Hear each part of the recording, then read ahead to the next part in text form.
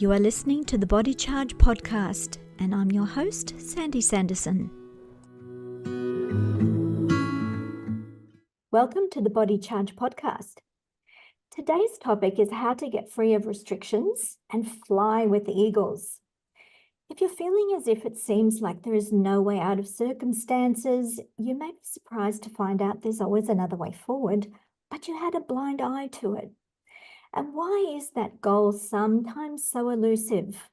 The stress of holding a seemingly impassable position without release can severely impact our health.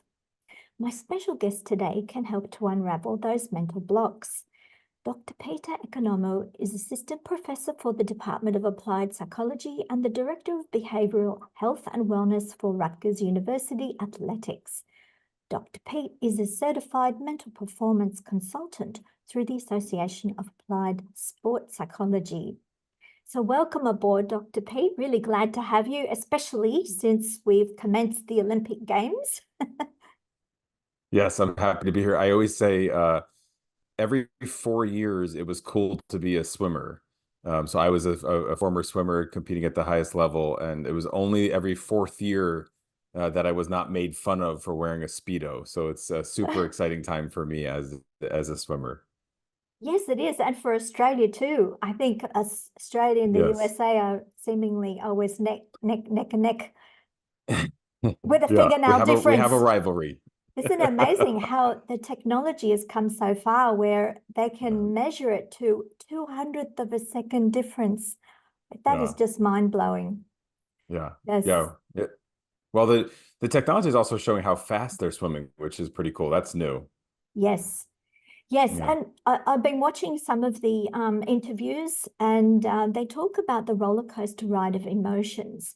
So, Yes. so the mental state of an athlete and their emotional state highly impacts their performance level, Yes. and their stress levels, and can they give it their best shot, because they prepare for such a long time.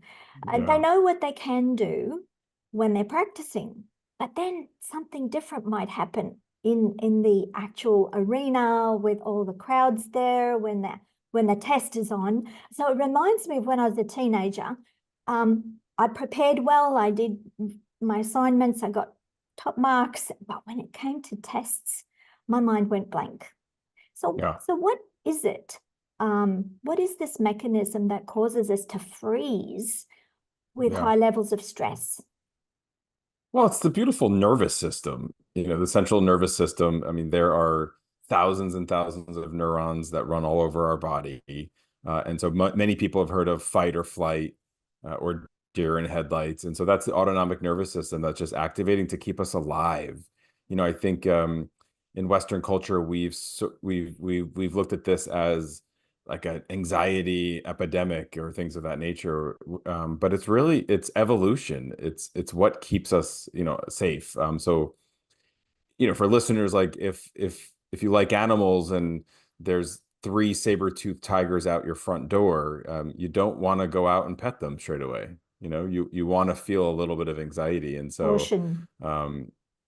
yeah, caution. Exactly. Yeah. And so, but I think also you mentioned about the Olympics and unraveling like all the, what people put into this. And we put a lot. I mean, there's so much sacrifice that as fans, we don't really understand the amount of sacrifice that every one of our athletes has made to get to that point. And like you said in the introduction to this, is like they can do all that. You don't know what's going to happen on race day. One of the big headlines here in the US was, Simone Biles having a calf injury, and some people were really judging that. And was she going to compete or was she going to back out again? Like really judging her. I mean, this is one of our, kind of best gymnasts of today's era. And no matter what she does, there's always going to be somebody criticizing her for something. Yeah, so I guess they have to have a pretty thick skin, don't they? You sure do. Yeah. And that's resilience. That's, you can learn resilience, you can build resilience, you can train resilience. And certainly high performers at that level we do have tougher skin. We absolutely do. Yes, so as a sports psychologist, you really have to get involved with the people you're helping, because mind plays a big part in, excelling, getting the body to do something that it hasn't done before that well. Yes. Jumped that high before, swam that fast before. So and people get a bit of a ceiling mentally, don't they? They like get so Mm. far and then there's like a line they can't get over. So who draws that line and how do we get past it? Yeah, I mean, again, I think some of the lines are there because of just, biology. I'm not going to jump as high, as Stefan Curry or, some of these other sort of, big basketball players, whatever. Like we all have limitations. But there is research that shows that our brain creates some limitations. And so it is helpful from a mental skills perspective to try and, evaluate those lines and then try and deconstruct them. And so you asked how. I mean, one of the first things you do is, can you envision whatever your goal is? And it doesn't have to be just about Olympic sports. It could be becoming a, manager in your office. It could be getting married. So sometimes people will, if they say to me something like, I want X, Y, or Z. And I'll say, well, what does X, Y, and Z look like? And then I'll watch sort of, they might not know. And so you can't, you can't achieve something if you can't see it. And that's not, yeah. It comes down to passion, doesn't it? If you visualize something and you feel it, so your subconscious doesn't really know the difference between real and not real. So if you keep this video of the mind moving forward, playing out what you would like to happen, the emotions then go with it. And is it the emotions that give us the power to actually push forward further? Is Mhm. that the key? Well, I think if we can constructively use the emotions, there's six basic emotions, if anyone's watched Inside Out or some of these other movies out there. And so we all have those, whether I am, Michael Phelps or whether I'm like my favorite athlete that I know or, a mail carrier in my community, And so can I use those emotions effectively? And that's what's really the beauty of what I do as a sports psychologist is help people use those emotions. But to be clear, I'm not saying like just envision, there is subconscious, unconscious, all the things you mentioned. So if I just envision, $15 million in my bank account, like I don't wake up and I can withdraw from that. Like it Yeah. takes a lot of work to get whatever this vision is. But I noticed that they do use a lot of psychological techniques, such as when they interviewed a swimmer, she said, well, her father who had passed over, she felt Yeah. was with her in the pool swimming, driving Yeah. her forward. So she's played this reel, she's picked up on that emotion, which is obviously a great sense of love. And this provided her with the fuel or the extra that she needed to Yeah. just push further. Yeah. So Yeah. I mean, it's a strategy, isn't it? Psychological strategy all the time, trying to find out where people's hotspots are that's going to pick up the strongest level of emotion to give them that extra power. yeah, a superpower maybe. Superpower. It's motivation theory, and so there are a lot of diverse aspects of the human experience that motivate people differently. So in a very basic way, there's intrinsic and extrinsic motivation. So things like money or gold medals are extrinsic. Internal is like just making my dad proud. Yeah. And so, it all that stuff kind of motivates us in a different way. The other thing about like the example you gave is that sometimes that creates grit, and I don't know if it's like I've talked about this on my podcast where grit is sort of like a very much New Jersey, New York term. Yeah. Yeah. I don't know if it's Like a dog universal. with a Yeah. bone, right? Like a dog with a bone. Yeah. And so sometimes that's what these things create. So if I have a chip on my shoulder or grit, it might be because of some dark side of my experience that kind of led to that. So there are several psychological techniques. So tapping into that emotion of love for someone is one. Another, I've noticed the competitive edge where they tag someone and that's their primary goal, is to get past that one, or they become a leader or push each other further. It's this Yeah. competitive streak that also is a big driver. Yeah. Yeah, and some people are more competitive than others, and um, and again, I think sometimes when we break that down as a sports psychologist, that competition might be because of, some sibling rivalry or some way that they were raised, or maybe some other marginalized identity they possess. So we talk a lot, in the U.S. about like multicultural competence. Thinking about how culturally the context in which people exist, and so sometimes some of those cultural experiences might contribute to some of that sort of drive to like surpass everybody else, leave them in the dust. Yes, yes, a bit of an ego trip, isn't it? Big Yeah, dopamine it could. hit. It certainly could be. I think as a psychologist, when we talk about ego, sometimes that could be unhealthy. Mhm. It could be like narcissistic or things of that nature. And a lot of high performers have some kind of sprinkling of narcissism, so it's not a bad word in my world.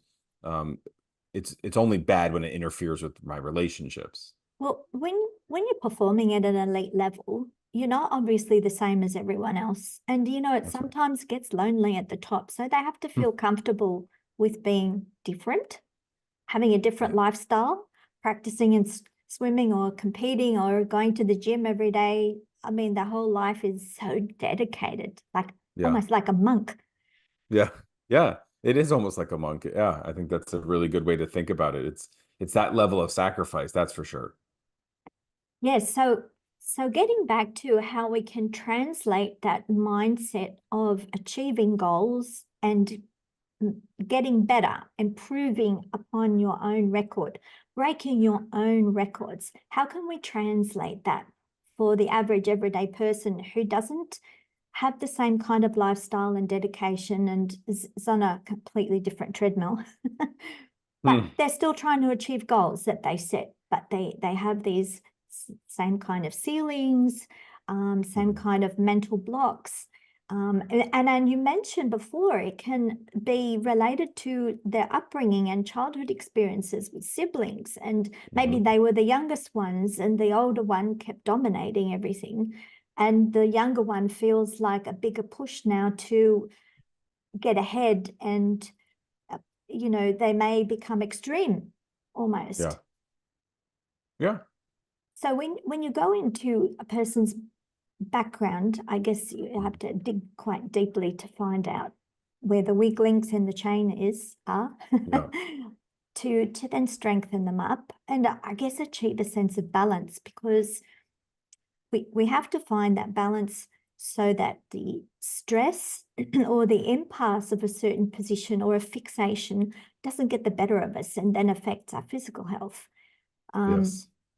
People can refuse to just let go of something, let go of an issue, Yeah. and it drives them downwards. It actually impacts their health. So how do we achieve balance between the goals, how we want to get there, and also achieve wellness at the same time, so we don't become obsessive or Yeah. get addicted even to the I guess the adrenaline, the high risk activity, whatever it is we're doing to do better.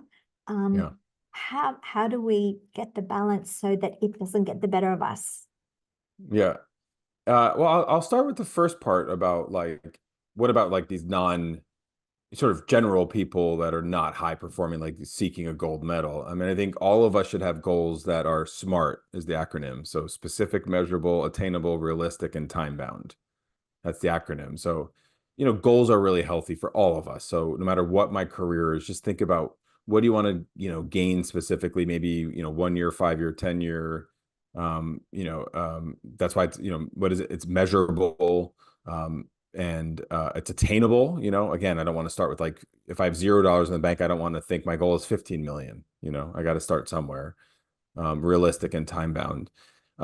Balance is key. So I love that you brought that up. In the world of mindfulness, we talk about middle path. And so the middle path is like that gray area. A lot of us see the world as black and white.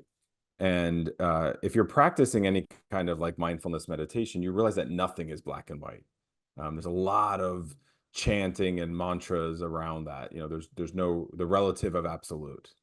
And so that's something that's really beautiful because you don't then get addicted to it. You know, you recognize that there's always some kind of fluidity around what it is that you're achieving. And if I'm going to think about an addiction to wellness is probably the best addiction to have, you know. Yeah. I know I think, you know, you talked about sort of obsession and in an obsessional way, and sometimes to obsess about something like that can be helpful, you know, again, like, and sometimes high performers that I work with, like they do have obsessive type brains. And so we're not going to get rid of that, you know, like we're going to have to work with it. It's useful in the test and the challenge stage, isn't it? Sure. But then they have to come back and they have to rest and recover. And Yeah. it's the rest and recovery phase that dictates how we detox and how we regather the strength and rebuild the muscle and rebuild the body and come back even stronger.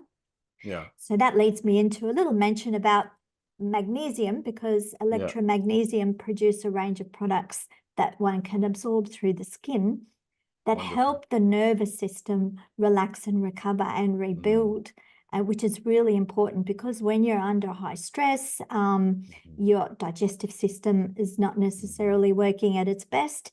So you may not be able to get the best out of the food, even if you think you're eating a fresh, healthy food diet. It may not be getting into the cells where it's needed, but through the skin, the body can bypass that system. So that's working quite well with a lot of athletes that we work with, that rest and recovery phase, and the strengthening of the body ready for the next event. So important. Especially also if they've had an injury, there's maybe some swelling. Magnesium helps speed up the healing process as well. So it's very important for people to be mindful of that balance and that recovery phase. And Yes.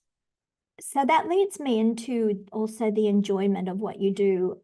I think when you mention goal setting, how do we set the right goals and not the goals that we think someone else might expect us to have, or just copying someone else's goals, because we really haven't dug deep into ourselves enough to work out what we should do. And so the guiding post, I think, is the element of fun. So how much do you like to do whatever it is that goal is made up of? Because you're not going to do well at something you don't like, right? Yeah, you know, you mentioned one of my titles is a professor, and so I work with a lot of graduate students, and some of them come and they're like, "Well, research is boring," and I say, "Well, research is boring if you're not interested in the topic. You know, research could be less boring and maybe even exciting if you enjoy the topic." And so I think that that's like a very important thing to think about. And it's also what you mentioned in terms of goals for people that are listening is just values based. And what that means is, for example, if family is a really important thing, then I might want to set some goals around my family. You know, I want to spend one day a week with no devices and just my family hanging out, you know, A lot of or people wouldn't know what if the that feels environment, like. yeah, that's World right. today, You isn't know, it? It pulls you sideways. There's it does. always something on the screen. It's very Yes. distracting these days. I'm 65. I know the difference between the world before and the world now. It's a big difference. Yeah, that's right. Yeah, some of the athletes I work with don't recognize that, you know, we didn't always have cell phones and the internet and Wi-Fi was not always accessible. And yeah, it's a much different world. It is, and we have to be mindful of staying to be the boss of our world and our life, and not letting devices or technology rule us. So the tail wagging the dog, in other Yes. words, Yes. which is easy to do. You know, if you're not mindful, you can just slide into that what's next on the screen, right? And that's the end of your goals, because all That's those it. distractions aren't going to get you over the line. They're not going to get you over the line. And so the way I think about it is I need to use it rather than it using me. Yes. Yes. Very well said. It. Whatever the it is, It is it's AI, yeah, etc. Yeah. AI, etc. Yes, yes. It really, it's an amazing invention, and so I don't always judge it in a really harsh way. Yes. It's just that I need to really make sure that I'm using it effectively because these apps and the devices have been made for us to use them more. So guess what? They're working. It's a They're tool. working. It's a tool, That's right. and we need to Yeah. learn how to use that tool better. Yes.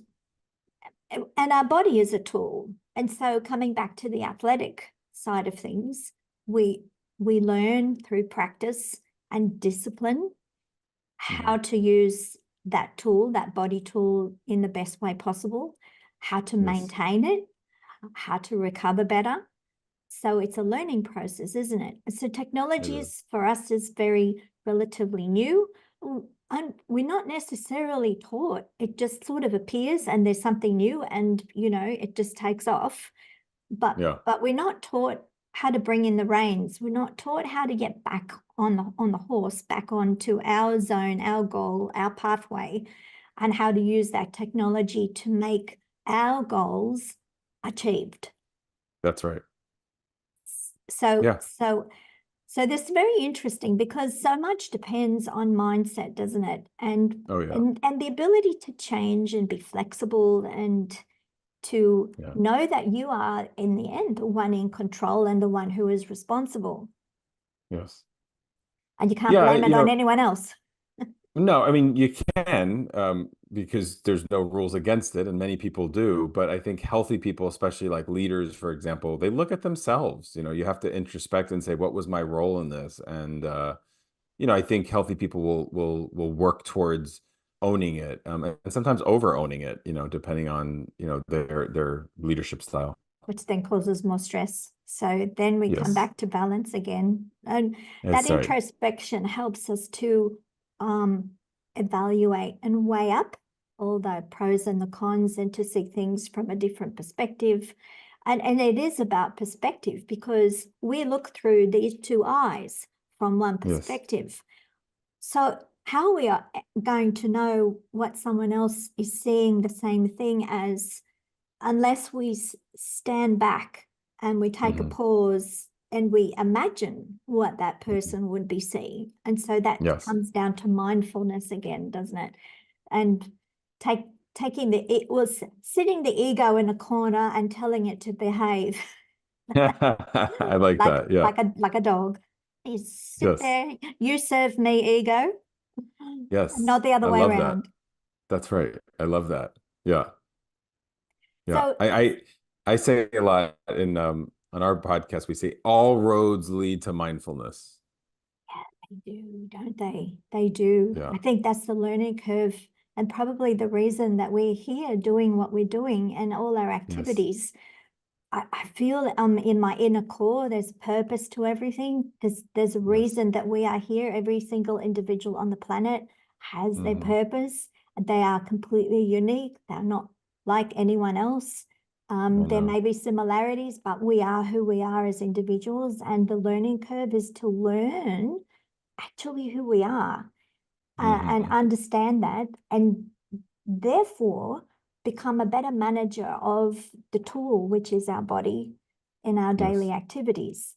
And Yes. then once you get to that stage, it's much easier to achieve and manifest the goals and take them from an idea and make them a reality because Yes. we become responsible and in charge of ourselves.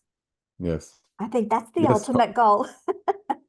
Hopefully, I think evolution and self-awareness kind of lead to that, hopefully. And again, a practice of mindfulness can also help with that.